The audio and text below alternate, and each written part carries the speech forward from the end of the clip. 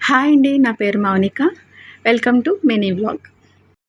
నేను మా నిక్షిత్‌ని స్కూల్ నుంచి పిక్ చేసుకోవడానికైతే వెళ్ళాను. అక్కడ డే కేర్ పిల్లల్ని ఇలా బయటికి ఒకసారి తీసుకొచ్చి ఆడిపిస్తూ ఉంటారనమాట. అది చూసి మా నిహాన్ష్ అయితే అక్కడ వాళ్ళ నుంచి వెళ్ళలేదు. ఏమైంది? ఏమైంది? ఏమైంది? బాల్ ఎక్కడుంది? అక్కడుందా? ఓపెన్ అవ్వట్లేదా గేటు? ఓపెన్ అవ్వట్లేదా? హౌ?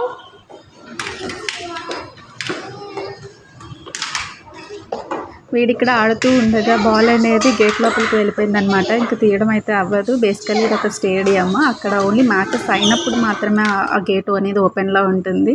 సో, బాల్ అక్కడికి వెళ్ళిపోవడంతో వీడు చాలా డిసప్పాయింట్ అయ్యి చాలా సేపు అడిగాడు. దాని తర్వాత అక్కడ టీచర్స్‌ని మళ్ళీ బాల్ కోసం అడిగితే ఒక బాల్ అయితే ఇచ్చారనమాట. ఆడుతూ ఉన్నాడు.